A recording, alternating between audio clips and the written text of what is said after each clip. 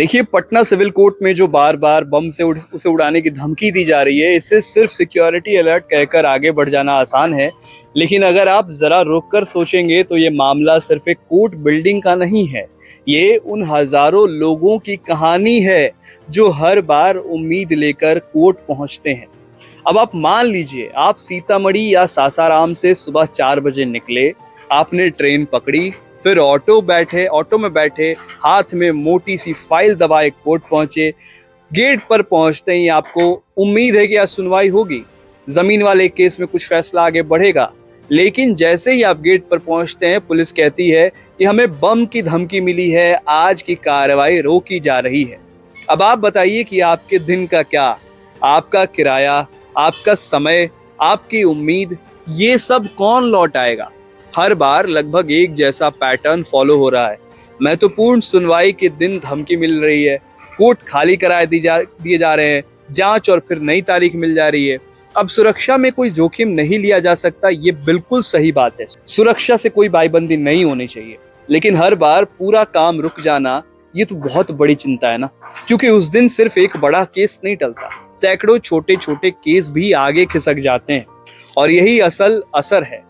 जरा जेल की तरफ देखिए, वहां बंद लोग अपनी तारीख गिनते हैं, किसी की जमानत होनी है, किसी की गवाही होनी है। जब सुनवाई टलती है तो बाहर खड़े परिवार को तो तकलीफ होती ही है, जेल के अंदर बंद आदमी के लिए एक और हफ्ता, एक और महीना बढ़ जाता है।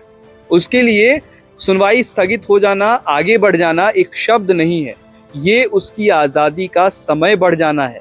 अब सवाल ये है कि ये धमकियां बार बार क्यों आ रही हैं? क्या किसी को पता है कि एक मेल या एक कॉल से पूरा सिस्टम रुक सकता है? अगर ऐसा है तो ये बहुत गंभीर बात है, क्योंकि इसका मतलब है कि जो भी ये कर रहा है उसे पता है कि कब और कैसे असर डालना है।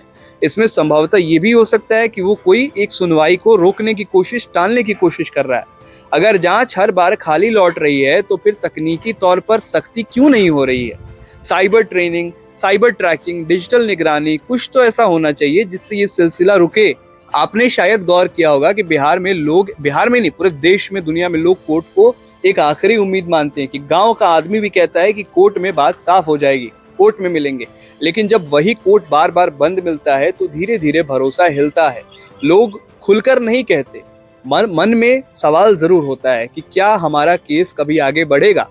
वकील भी परेशान है, क्लाइंट को समझाना पड़ता है। देखिए, वकील भी पुलिस से लड़ते नजर आ रहे थे ना, इसलिए क्योंकि उन्हें पता है कि आज क्लाइंट को नहीं बता सकते हैं कि हमारी वजह से ये स्थगित नहीं हुआ है, स्थिति ऐसी बन गई है। लेकिन आम आदमी को कोई फर्क नहीं पड़ता, उसे बस इतना पता है कि उसका दिन गया, बर्बाद हो गया।